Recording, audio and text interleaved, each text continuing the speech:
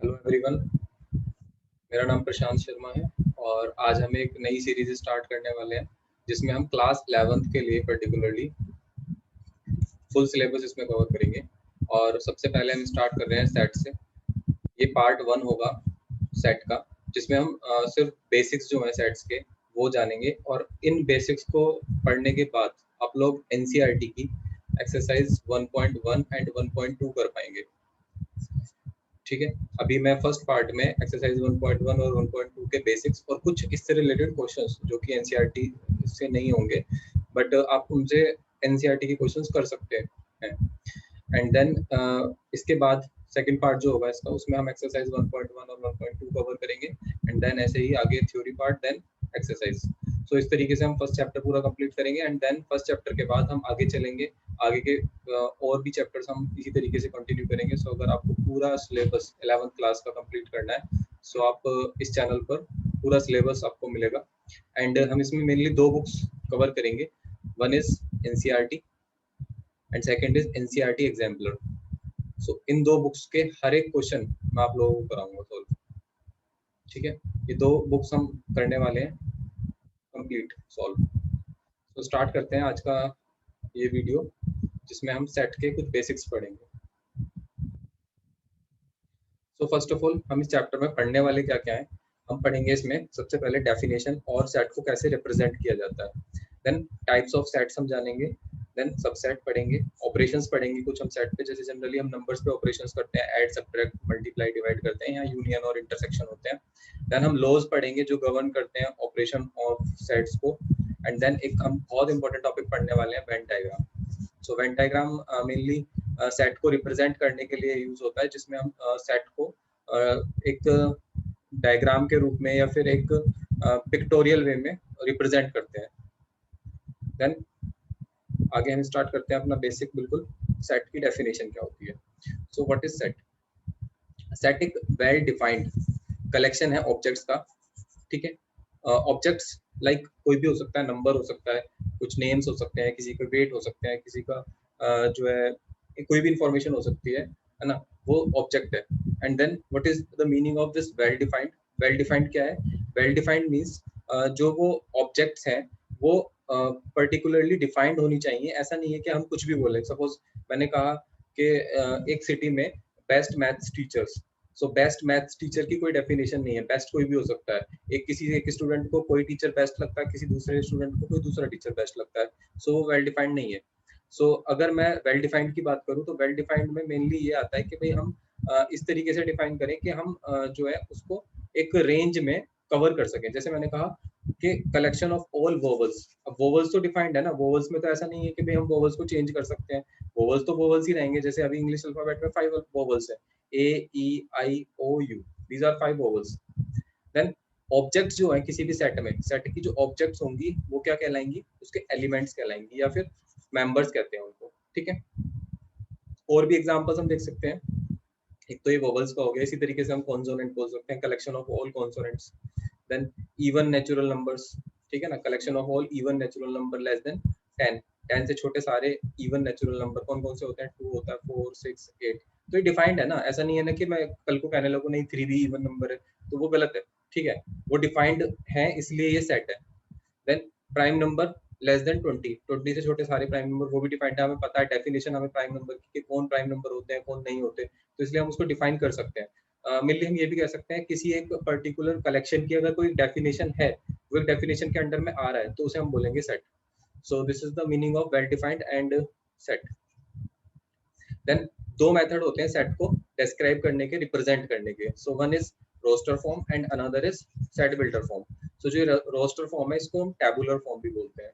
ठीक है, सो roster form या सेट बिल्डर फॉर्म, दो फॉर्म्स में हम रिप्रेजेंट करते हैं सेट को। तो फर्स्ट देखते हैं हम रोस्टर फॉर्म क्या होती है। रोस्टर फॉर्म में हम मेनली लिस्ट करते हैं एलिमेंट्स को इस तरीके से। सपोज एक तो हम इसमें दो चीजें ध्यान रखते हैं, एक तो कर्ली ब्रैकेट, ये ब्रेसेस, कर्ली ब्रैकेट भी बोलते हैं, कर्ली ब्रेसेस या ब्रैकेट। ठीक है, एंड देन जो एलिमेंट्स होंगे ना वो सारे कॉमा से डिवाइडेड होंगे, मतलब जो उनको हम डिफरेंशिएट करेंगे वो कॉमा से करेंगे। सो जैसे मान लिया मैंने एक एलिमेंट लिखा ए, जैसे अभी वोवल्स का एग्जांपल लिया था, A E I O U। सो ये एक रिप्रेजेंटेशन हुआ इस सेट का, कलेक्शन ऑफ ऑल वोवल्स का, किसमें, रोस्टर फॉर्म में। एक और बात ध्यान रखनी है, जितने भी हम सेट को रिप्रेजेंट करेंगे कैपिटल अल्फाबेट से करेंगे। जैसे मैंने ए कोई अल्फाबेट लिया, इससे रिप्रेजेंट कर दिया इस सेट को, तो कर्ली ब्रेसेस के अंदर हमने एलिमेंट्स को लिखा कॉमा से सेपरेट करके। नाउ नेक्स्ट आगे चलते हैं हम। और भी कुछ एग्जांपल्स हैं, जैसे set of all factors of 24। 24 के फैक्टर्स कौन होंगे, वो नंबर सभी जो 24 से छोटे होंगे और 24 को डिवाइड कर सकते हैं। ऑब्वियसली वही नंबर हम 24 को डिवाइड कर सकता है जो उससे छोटा होगा। सो वो सभी नंबर कौन कौन से हैं, 1 हो गया, 2 हो गया, 3, 4, 6, 8, 12, 24, ये सभी क्या होंगे, फैक्टर होंगे किसके, 24 के। देन और भी एग्जांपल हो सकते हैं, जैसे set of all odd number less than 10। तो ऑड नंबर लेस देन 10 कौन हो गए, 1, 3, 5, 7, 9। अब इनका रिप्रेजेंटेशन ध्यान से देखना, यहाँ पे करली ब्रैकेट्स लगे हुए हैं एंड सारे नंबर्स जो है कॉमा से सेपरेटेड है। Then set of all prime number less than 10, सारे prime number less than 30, sorry less than 30। तो 30 से छोटे सारे हमने प्राइम नंबर कॉमा से सेपरेट करके करली ब्रैकेट के अंदर लिख दिए। तो this is roster form. Roster form का एक दूसरा नाम भी था जिसको हम बोलते हैं टेबुलर फॉर्म। तो सेट ऑफ ऑल, एक और एग्जांपल है set of all letters in word mathematics. अब एक बात यह ध्यान रखनी है, जैसे मैथमेटिक्स वर्ड में m 2 बार आ रहा है, तो हम m को 2 बार रिप्रेजेंट नहीं करेंगे, 2 बार नहीं लिखेंगे, सिर्फ एक बार लिखेंगे m, फिर a, देन t 2 बार आ रहा था मैथमेटिक्स में, लेकिन हमने कितनी बार लिखा, एक बार लिखा। मतलब जो रिपीटिशन हो रहा है जिस एलिमेंट का, उसको हम रिपीट करके नहीं लिखेंगे, उसको सिर्फ एक बार लिखेंगे। ठीक है, नाउ नेक्स्ट चलते हैं सेट बिल्डर फॉर्म पे। सेट बिल्डर फॉर्म में क्या होता है, हम जो है एलिमेंट्स को इस तरीके से रिप्रेजेंट करते हैं कि एक तो वो क्या प्रॉपर्टी उसमें अप्लाई हो रही है, उस प्रॉपर्टी को हम राइट डाउन करते हैं। ठीक है, एलिमेंट्स को ना लिख के, सारे एलिमेंट ना लिख के, हम क्या करेंगे, उस प्रॉपर्टी को लिख देंगे कि ये प्रॉपर्टी यहाँ फुलफिल हो रही है और ये एलिमेंट्स इस प्रॉपर्टी के अकॉर्डिंग लिखे गए हैं एंड इस रेंज से इस रेंज तक के सारे एलिमेंट्स इसमें आ जाएंगे। कैसे, ये इसका तरीका लिखने का ये है, कर्ली ब्रैकेट तो यहाँ भी यूज होंगे, साथ में यहाँ एक्स लिखेंगे और सच दैट, इसको बोलते हैं सच that x satisfy certain property P, है ना, एक्स कोई भी प्रॉपर्टी पी को सेटिस्फाई कर रहा है। जैसे फॉर एग्जांपल यहाँ देखो आप, फर्स्ट एग्जांपल है इसका 1, 2, 3, 4, 5, 6, 7 सारे नंबर लिख दिए मैंने। कौन से नंबर है ये, नेचुरल नंबर्स है। तो मैंने लिखा x such that x belong कर रहा है किसको, नेचुरल नंबर को। एंड एंड मतलब कहाँ से कहाँ तक ये लाई करेगा, कहाँ से कहाँ तक। अब ऐसे थोड़ा ना मैं एक्स नेचुरल नंबर ने लिख दिया एक्स बिलोंग्स टू एन, तो एन तो कहीं 10 तक भी हो सकता है, 20 हो सकता है, इनफाइनाइट तक जा सकता है। तो मुझे ये बताना होगा कि एक्स की लिमिट कहाँ तक है, मतलब एक्स कहाँ तक जा रहा है। तो it is x less then 8, या फिर तुम इसको और ऐसे लिख सकते हो, x is that x belongs to N and x less than equals to 7। तो हम इसको इस तरीके से भी रिप्रेजेंट कर सकते हैं कि x 7 या उससे छोटा है, या फिर लेस देन 8 बोलेंगे, तो लेस देन 8 में भी जो 8 से छोटे नेचुरल नंबर है वो 7 तक ही होते हैं। देन b, एक और हमने जो है एग्जांपल लिया इसका 1, 2, 4, 7, 14, 28। अब देखो यहाँ क्या हो रहा है, यहाँ पे 28 के फैक्टर्स है ये सारे। ठीक है, तो मैंने क्या लिखा, x such that x belongs. अब ये थोड़ा पैटर्न आपको देखना पड़ेगा, ये ऑब्जर्व करना पड़ेगा, ये ऑब्जर्वेशन से आएगा, प्रैक्टिस से आएगा कि इसमें क्या पैटर्न बन रहा है। So do more and more practice, ज्यादा से ज्यादा क्वेश्चंस की प्रैक्टिस कीजिए, समझ में आने लगेगा कि इसमें क्या पैटर्न बन रहा है। सो जैसे 28 के फैक्टर्स हैं ये 1, 2, 4, 7, 14, 28। तो यहाँ पे हमने लिख दिया x बिलोंग्स टू n और x एक फैक्टर है किसका, 28 का। सिंपल आपको वर्ड्स की फॉर्म में, स्टेटमेंट की फॉर्म में भी लिख सकते हैं। देन 2, 4, 8, 16, 32। अब यहाँ देखो यहाँ क्या पैटर्न बन रहा है, ये फैक्टर भी नहीं है, ये प्राइम नंबर नहीं है, इवन नंबर नहीं है। सो ये हमने ऐसे लिख दिया, 2 को लिखा 2 की पावर 1, 2 की पावर 2, 2 की पावर 3, 2 की पावर 4, 2 की पावर 5, इस तरीके से रिप्रेजेंट कर दिया मैंने। तो इसका मतलब ये 2 की पावर में चल रहा है और जो पावर है वो 1 1 इंक्रीज हो रही है हर बार। सो मैंने इसको लिख दिया x is that x equals to 2 की power n, 2 raise to the power n। इस फॉर्म में तो हो गया हमारा एलिमेंट। अब जो n है वो बिलोंग किसको कर रहा है, नेचुरल नंबर को, एक नेचुरल नंबर, और कहाँ से कहाँ तक उसकी रेंज है, 1 से लेके 5 तक। अब ये लेस देन इक्वल टू 1 ना भी लिखोगे तो चलेगा, क्योंकि नेचुरल नंबर कहाँ से स्टार्ट होते हैं, ऑब्वियसली 1 से ही होते हैं। तो x less than equals to 5 ये भी सही है, या फिर लेस देन इक्वल टू ऐसे लिख सकते हैं, कोई प्रॉब्लम नहीं, जैसे मर्जी वैसे लिख दो, ये भी सही है। देन एक और एग्जांपल है, जैसे -6, -4, 0, 2, 4, 6 ये लिखा हुआ है। -6 को हमने क्या लिखा, -2 इंटू, या फिर ऐसे लिख लो -3 इंटू 2, -2 इंटू 2, 0 इंटू 2। यहाँ पर 1 भी आएगा, 1 और ऐड कर लेना। एक सेकेंड, यहाँ -1, -2 आएगा, सॉरी यहाँ -2 आएगा। सो इसको हमने लिखा -2 × 2 एंड देन इसको लिखेंगे, ये इसमें -2 एन मैंने ऐड किया है, ये मिसिंग था। तो अब देखो फिर से देखो एक बार, 2 × -3, 2 × -2, 2 × -1, 2 × 0, 2 × 1, 2 × 2 एंड 2 × 3, इस तरीके से मैंने लिख लिया इसको। तो अब यहाँ क्या हो रहा है, यहाँ 2 के साथ मल्टीप्लाई है सारे इंटीजर्स। कौन कौन से इंटीजर? इंटीजर कहाँ से कहाँ तक? -3 से 3 तक। तो मैंने लिख दिया n कहाँ से कहाँ तक बिलोंग कर रहा है, -3 से 3 तक। n क्या है? एक इंटीजर है, n belongs to z, z मतलब इंटीजर। z हम किसको डिनोट करने के लिए यूज करते हैं? इंटीजर के लिए। और इंटीजर कौन से नंबर होते हैं? सारे पॉजिटिव नंबर, सारे negative number and 0, all are integers. And x equals to कैसे है? 2n, 2 मल्टीप्लाई है n में, जहाँ की n क्या है? n एक इंटीजर है और उसकी वैल्यू -3 से 3 के बीच में लाई कर रही है। ठीक है, आई होप इतना क्लियर होगा। सो आगे चलते हैं। नाउ एक और एग्जांपल देख लेते हैं। इसमें क्या हो रहा है? फ्रैक्शन में दिया हुआ है। नाउ फ्रैक्शन को ऑब्जर्व करो थोड़ा, कैसे फ्रैक्शन कैसे दिख रहा है? 1 2 3 4 5 6 7 8, इस तरीके से 1 1 इंक्रीज हो रहा है हर बार फ्रैक्शन में। सो फ्रैक्शन में न्यूमरेटर में 1 इंक्रीज हो रहा है एंड कंटीन्यूअस नंबर है। सो मैंने देखा, मैंने ऑब्जर्व करा इसको कि ये तो सारे नेचुरल नंबर है, तो मैंने लिख दिया इसको n, n एक नेचुरल नंबर मैंने मान लिया, स्मॉल n, और ये सारे नेचुरल नंबर्स थे। ठीक है, कहाँ से कहाँ तक लाई कर रही थी n की वैल्यू? n की वैल्यू लाई कर रही है, n एक तो बिलोंग कर रहा है किसको? कैपिटल n को, और n की वैल्यू 8 से छोटी है। ठीक है, n की वैल्यू किससे छोटी है? 8 से छोटी है। सो अगर n की वैल्यू 8 से छोटी है तो डिनोमिनेटर में क्या हो रहा है? डिनोमिनेटर में 1 इंक्रीज हो रहा है हर बार। तो देखो यहाँ पे भी 1 ऐड हो रहा है, यहाँ भी 1 ऐड हो रहा है, यहाँ भी 1 ऐड हो रहा है, यानी कि इसमें भी n में एक ऐड हो जाएगा, तो n+1 हो जाएगा ये। इसका मतलब x किस तरीके से है? x जो एलिमेंट है, ये x एलिमेंट को डिनोट कर रहा है, x such that x equals to किसके है? n/n+1, वेयर n जो एक नेचुरल नंबर है और इसकी वैल्यू 8 से छोटी है। छोटी है 8 से या 8 के इक्वल है। ठीक है, यहाँ ऐसे भी लिख सकते हो, greater than equals to 1 and less than equals to 8, या फिर सिंपल ये लिख दो, लेस देन इक्वल्स टू 8। दोनों ही बातें सही हैं।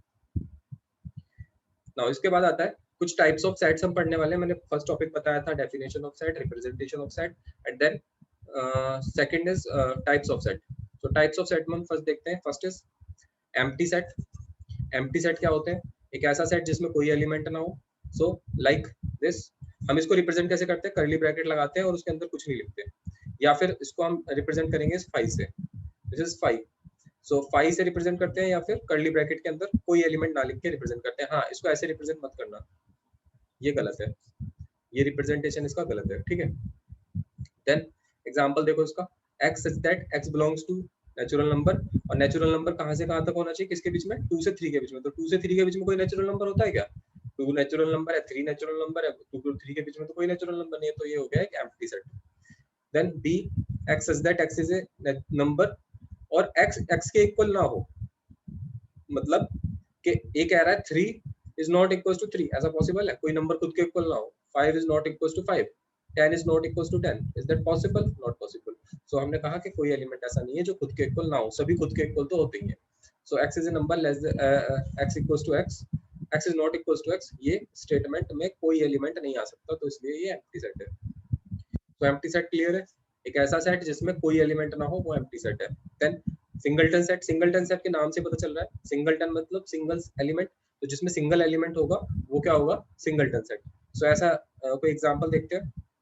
जैसे मैंने लिखा इस तरीके से मैंने लिख दिया, कर्ली ब्रैकेट्स के अंदर कोई एलिमेंट लिख दिया 0, तो इसका मतलब इसके अंदर कितने एलिमेंट है? 0। ऐसा नहीं है कि इसके अंदर 0 एलिमेंट है, 0 एलिमेंट नहीं है, एक ऐसा नहीं है कि एक भी एलिमेंट नहीं है, नहीं, एक एलिमेंट है। वो एलिमेंट कौन है? 0। ये जैसे मैं ऐसे लिखूं 1, तो इसके अंदर 1 एलिमेंट हो गया, 2 लिखा मैंने तो 2 एलिमेंट हो गया, तो ये एक सिंगलटन सेट हो गया जिसके अंदर एलिमेंट इज 0। डी, एक और देख लो एग्जांपल इसका, x is that x is an integer and x plus 4, this is x plus 4 equals to 0। तो अब x plus 4 इक्वल्स टू 0 को तुम सॉल्व करोगे तो क्या आएगा आंसर? x is -4, यही तो आएगा। तो यानी कि -4, इसकी x की a की वैल्यू आ रही है जो कि -4 है, तो it means it is a singleton set. So singleton set में मतलब एक एलिमेंट होगा, और एम्प्टी सेट मींस उसमें there is no element. Then finite and infinite set. Finite set जिसमें नंबर ऑफ एलिमेंट्स फाइनाइट होंगे, मतलब हम उनको काउंट कर सकते हैं। इनफाइनाइट में इनफाइनाइट एलिमेंट्स होंगे। तो जैसे एक सेट है 2 4 6 8 10 12, ये इसके एलिमेंट्स कितने हम काउंट कर सकते हैं, तो it is finite set. Then set of all points in a line, अब एक लाइन सेगमेंट है, सपोज ये लाइन सेगमेंट है, तो लाइन सेगमेंट के अंदर कितने पॉइंट्स काउंट कर सकते हो, 1 2 3 4 5 6 7 8 इनफाइनाइट पॉइंट्स है। इनफाइनाइट पॉइंट होते हैं किसके अंदर, एक लाइन के अंदर, ठीक है, ये लाइन या लाइन सेगमेंट के अंदर एक छोटी सी भी लाइन सेगमेंट लोगे उसके अंदर भी इनफाइनाइट पॉइंट्स होंगे, तुम काउंट नहीं कर पाओगे, so it is infinite set. Then 5 10 15 इस तरीके से डॉट डॉट डॉट लगा हुआ, मतलब कंटिन्यू चलता जा रहा है, कहाँ तक जा रहा है पता नहीं हमें, क्योंकि इनफाइनाइट नंबर्स होते हैं, तो it is also an infinite set. Then next is equal set. So two set equal होंगे अगर उनके अंदर एग्जैक्टली सेम एलिमेंट हो, मतलब एक तो नंबर ऑफ एलिमेंट्स भी सेम होने चाहिए और हर एक एलिमेंट इक्वल होना चाहिए, हर एक एलिमेंट सेम होना चाहिए। फॉर एग्जांपल मैंने कहा एक सेट है ए, उसके अंदर एलिमेंट है 1 2 3, एक सेट है बी, उसके अंदर एलिमेंट है 2 3 1, तो क्या ये इक्वल सेट है? ऑब्वियसली इक्वल सेट है ये, क्योंकि इसके अंदर भी 1 है, इसके अंदर भी 1 है, इसके अंदर 2 है, इसके अंदर भी 2 है, यहाँ भी 3 है, यहाँ भी 3 है, ठीक है। सो ऐसे सेट जिनके अंदर इक्वल एलिमेंट्स होंगे, सेम एलिमेंट होंगे सारे, वो क्या कहलाएंगे? Equal sets. तो एक और एग्जांपल देखो इसका, set of all letters of word follow, and then second is set of letters of word wolf. तो फॉलो में जब हम सारे एलिमेंट्स को लिखेंगे, तो कौन कौन से एलिमेंट आएंगे? एफ आएगा, ओ आएगा, एल आएगा एंड डब्ल्यू आएगा। मैंने बताया था कि अगर कोई एलिमेंट रिपीट कर रहा है तो बट हम उसको एक बार ही लिखेंगे, तो एल 2 बार आ रहा था लेकिन मैंने एक बार लिखा, ओ 2 बार आ रहा था, एक बार मैंने लिखा। देन डी इज वोल्फ, अब इसमें तो सभी एक एक बार आ रहे हैं, डब्ल्यू ओ एल एफ, देखो डब्ल्यू आ रहा है दोनों में, एफ आ रहा है दोनों में, देन एल आ रहा है दोनों में एंड ओ भी दोनों में है। सो इट मींस ये दोनों इक्वल सेट है, A is equals to B. So clear है? इक्वल सेट ऐसे दो सेट जिसमें जो एलिमेंट होंगे सारे सेम होंगे और इक्वल होंगे।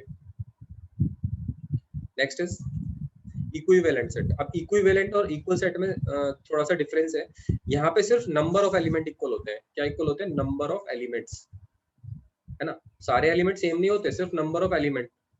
ए मैंने लिखा 1 2 3, बी मैंने लिखा ए बी सी। सो क्या ए और बी इक्वल सेट है? इक्वल सेट नहीं है, क्योंकि इनके एलिमेंट सेम नहीं है।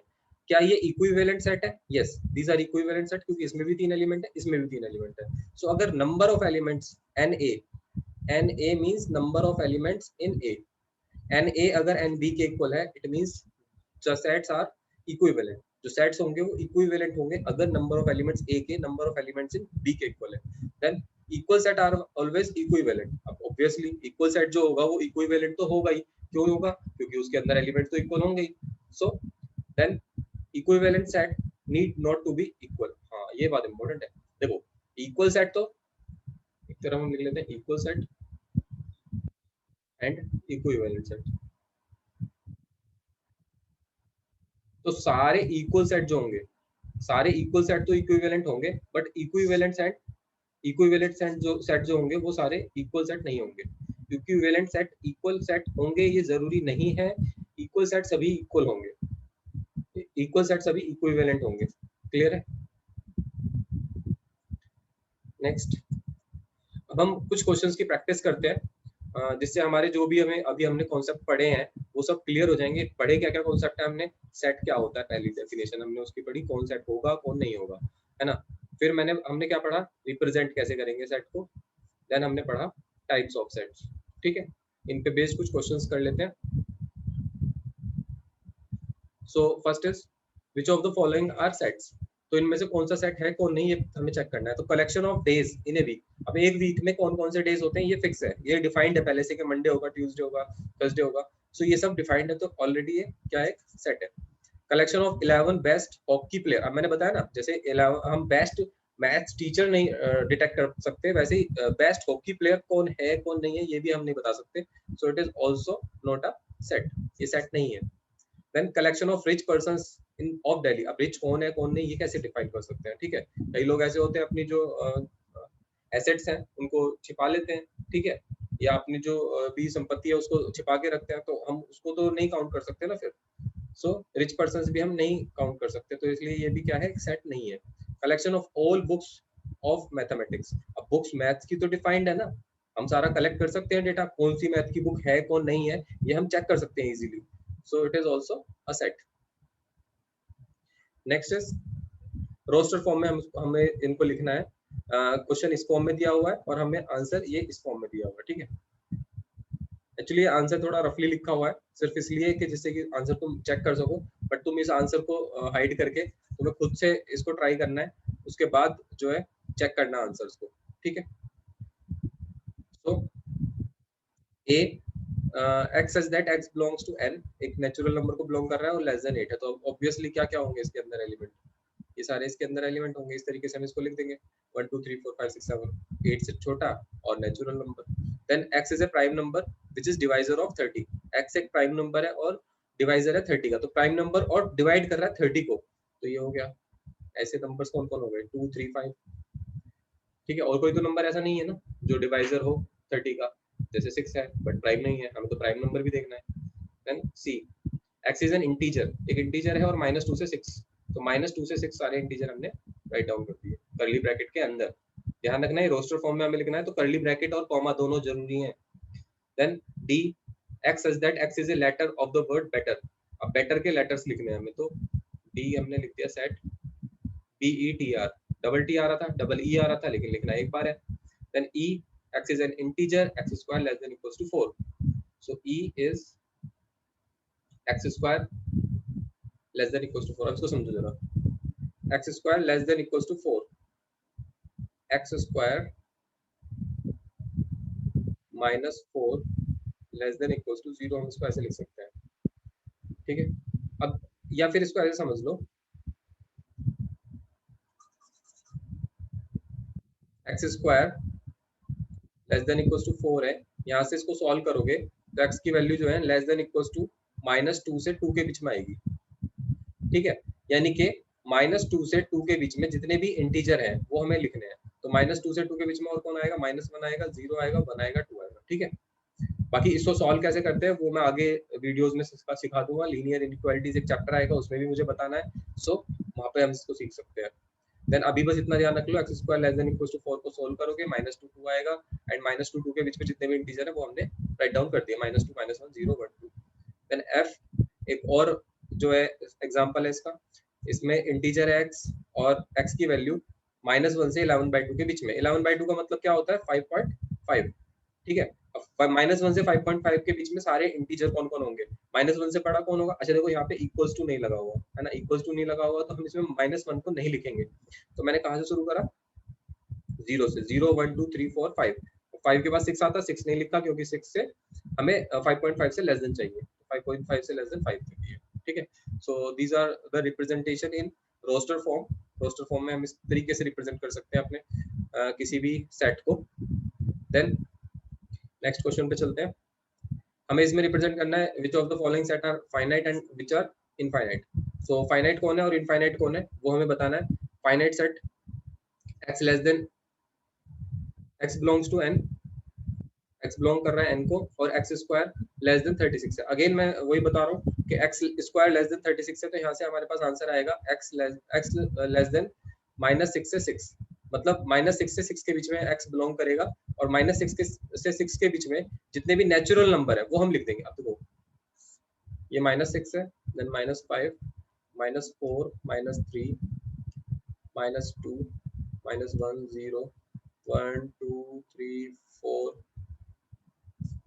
5 एंड 6 तो नहीं है, तो यहाँ तक हमें लिखना है, क्योंकि -6 और 6 में ये लेस देन इक्वल टू नहीं लिखा हुआ ना, तो ये मैंने इंक्लूड नहीं करे, 6 को भी हटा दो, -6 को भी। नाउ हमसे कह रहा है x बिलोंग कर रहा है n को, अगर x बिलोंग करता है इंटीजर को तो हम ये सारे एलिमेंट लिखते जितने भी लिखे हुए हैं, बट वो कह रहा है x बिलोंग कर रहा है इंटीजर को, तो जो इंटीजर नहीं है उसको हटा दो। इंटीजर कौन है, ये नहीं है, ये नहीं है, ये नहीं है, ये भी नहीं है, ये भी नहीं है, ये भी नहीं है, ये सारे नेचुरल नंबर है, ये लिख दिए, ठीक है। 1 2 3 4 5 6 1 2 3 4 5 इनको तो हम काउंट कर सकते हैं ना, तो it is a finite set. Then x belong कर रहा है z को, x लेस देन 10 है, तो 10 से छोटे जो सारे इंटीजर हैं क्या उनको तुम काउंट कर सकते हो। इंटीजर कहाँ से स्टार्ट होते हैं, माइनस इनफाइनाइट से स्टार्ट होते हैं इंटीजर्स, तो सो माइनस इनफाइनाइट से 9 तक, क्योंकि लेस देन 10 बोल रहा है तो सारे इंटीजर हो जाएंगे। तो इस तरीके से माइनस इनफाइनाइट से नंबर लाइन स्टार्ट होती है, यहाँ 0 सपोज और ये 9 है, तो 0 से 9 तक तो चलो काउंट कर सकते हैं, बट इससे कम तो -1 -2 डॉट डॉट डॉट इनफाइनाइट तक जा रहा है ना, तो इनफाइनाइट सेट है ये। x बिलोंग कर रहा है नेचुरल नंबर को, x is prime, prime number कितने होते हैं, इनफाइनाइट प्राइम नंबर होते हैं, ठीक है। x बिलोंग कर रहा है नेचुरल नंबर को, x इज इवन। अब इवन नंबर भी कितने होंगे, इनफाइनाइट ही होंगे ऑब्वियसली, ठीक है। सो ये क्वेश्चंस थे जो बेस्ड थे किस पे, फाइनाइट और इनफाइनाइट सेट पे। इस तरीके के और भी क्वेश्चन आपको एनसीईआरटी में मिलेंगे, एग्जाम्पल में मिलेंगे। एम्प्टी सेट, इनमें से कौन सा एम्प्टी सेट है, तो x बिलोंग कर रहा है नेचुरल नंबर को, x + 6। अब देखो इसको सॉल्व करो पहले, x + 6 = 6। सॉल्व करके क्या आया, x आ गया 0। तो x 0 आ रहा है, x क्या नेचुरल नंबर को बिलोंग कर रहा है, यस। तो x 0 आ रहा है अगर, तो 0 तो नेचुरल नंबर नहीं होता, तो it means it is a empty set. Then x belong कर रहा है w को, w is whole number, and x + 8 = 8, यानी कि x = आ गया 0। तो 0 एक होल नंबर होता है, यस ऑब्वियसली 0 होल नंबर होता है, तो इसका मतलब ये नॉन एम्प्टी सेट है, ये एक सिंगलटन सेट है, इसमें एक एलिमेंट होगा वो है 0। देन x बिलोंग कर रहा है नेचुरल नंबर को, और x की वैल्यू लेस देन 5 है, एंड x की वैल्यू ग्रेटर देन 8 है, ठीक है। 5 से छोटी और 8 से बड़ी, 5 से छोटी और 8 से बड़ी कोई वैल्यू बता दो, बताओ। 5 से छोटी इधर, 8 से बड़ी इधर, तो कोई कॉमन ही नहीं आ रहा है इनमें कुछ, सो एम्प्टी सेट, ठीक है। ऐसी कोई वैल्यू नहीं है जो 5 से छोटी हो और 8 से बड़ी हो, दोनों कंडीशंस को सेटिस्फाई करे, ऐसी कोई भी वैल्यू नहीं है। सो यही हमारा इसमें था, इस वीडियो में सेट के फर्स्ट पार्ट में हमने बेसिक्स जाने सेट के क्या है, उससे रिलेटेड कुछ क्वेश्चन करे। अब इन पे बेस्ड तुम एक्सरसाइज 1.1 और एक्सरसाइज 1.2 एनसीईआरटी से कर सकते हो, और अगर कोई प्रॉब्लम आती है तो वो नेक्स्ट वीडियो में आपको उसका सॉल्यूशन मिल जाएगा, एक्सरसाइज 1.1 और exercise 1.2 NCERT. So thank you so much.